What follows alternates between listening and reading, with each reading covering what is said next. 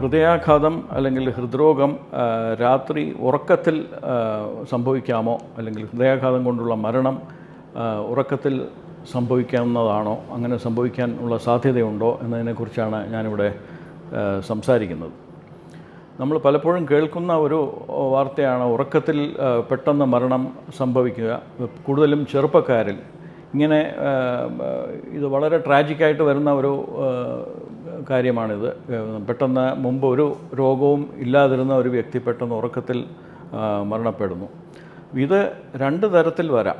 ഒന്ന്, ഹൃദയാഘാതം എന്ന് നാം സാധാരണ പറയുന്ന ഒരു ഹാർട്ട് അറ്റാക്ക് ഉണ്ടായി, അതുമൂലം ഹൃദയത്തിൻ്റെ താളം തെറ്റുകയും എന്തെങ്കിലും റിതം പ്രോബ്ലം, അതായത് അരിത്മിയ എന്ന് പറയുന്നത്, നമ്മൾ പെട്ടെന്നുണ്ടാകുന്ന ഒരു കാർഡിയാക് അറസ്റ്റ്, അതുമൂലം സംഭവിക്കുന്ന മരണം.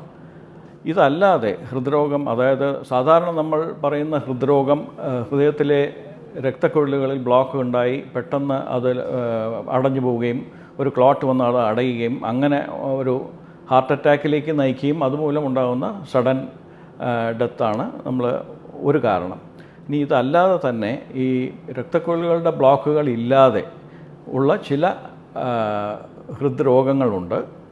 അത് പലതും ജന്മനാ ഉണ്ടാകുന്ന ചില വൈകല്യങ്ങൾ കൊണ്ട് വരുന്നതും ആണ്. അത് ആ രോഗാവസ്ഥയ്ക്ക് ലോങ് ക്യൂട്ടി സിൻഡ്രോം അങ്ങനെ ഒരു കണ്ടീഷനുണ്ട്. അത് ഒരു ECG എടുത്ത് നോക്കിയാൽ തന്നെ അതിൻ്റെ ഡയഗ്നോസിസ് നമുക്ക് മനസ്സിലാക്കാൻ സാധിക്കും. അതുപോലെയുള്ള മറ്റു ചില അനുബന്ധ രോഗങ്ങളിലും പെട്ടെന്ന് ഒരു കാർഡിയാക് അറസ്റ്റ് സംഭവിക്കുകയും ഉറക്കത്തിൽ മരണം ഉണ്ടാവുകയും ചെയ്യാറുണ്ട്.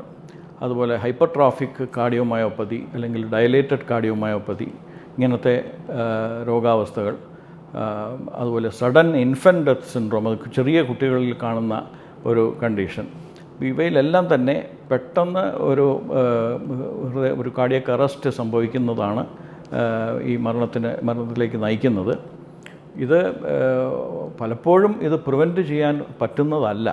ഇത്രയും സഡനായിട്ടുണ്ടാകുന്നത്, എസ്പെഷ്യലി ചെറുപ്പക്കാരിൽ ഉണ്ടാകുന്ന ഇത് പലപ്പോഴും നമുക്ക് പ്രിവെൻറ്റ് ചെയ്യാൻ പറ്റില്ല. പക്ഷേ ഒരു സ്ക്രീനിങ് ടെസ്റ്റുകൾ, അതായത് ഒരു ഹെൽത്ത് ചെക്കപ്പ് ചെയ്യുന്നത് വഴി ഒരു ECG എടുത്താൽ തന്നെ പലതും നമുക്ക് അതിൻ്റെ ഒരു സംശയം നമുക്ക് ആ ചെക്കപ്പിലൂടെ നമുക്കത് മനസ്സിലാവുകയും പിന്നെ കൂടുതൽ ടെസ്റ്റുകൾ ചെയ്ത് അത് ഉണ്ടോ ഇല്ലയോ എന്ന് ഉറപ്പിക്കുകയും ചെയ്യാം. അതുപോലെ ചിലരുടെ ഈ അസുഖങ്ങൾ പലപ്പോഴും ഒരു ഫാമിലിയിൽ ഇങ്ങനെ പലർക്കും ഉണ്ടാകുന്നതായിട്ട് നമ്മൾ കണ്ടുവരുന്നുണ്ട്. അത് പല ജനറേഷൻസിലും ഇങ്ങനെ സഡനായിട്ട് ഒരു death, sudden cardiac death in the family, അങ്ങനെ ഒരു ഹിസ്റ്ററി പലപ്പോഴും ചില രോഗികൾക്ക് അങ്ങനെ കാണാറുണ്ട്. അപ്പോൾ ഒരു വ്യക്തിക്ക് അങ്ങനെ സംഭവിക്കുമ്പോൾ മറ്റ് ബന്ധുക്കളിലും, അതായത് ഇപ്പോൾ ഫസ്റ്റ് ഡിഗ്രി ആയിട്ടുള്ള റിലേറ്റീവ്സ്, ഇപ്പോൾ ബ്രദേഴ്സ്, സിസ്റ്റേഴ്സ്, അല്ലെങ്കിൽ മക്കൾക്ക്, അങ്ങനെ ഉള്ളവരിലും ഈ ചെക്കപ്പ് ചെയ്ത് നമ്മൾ ഈ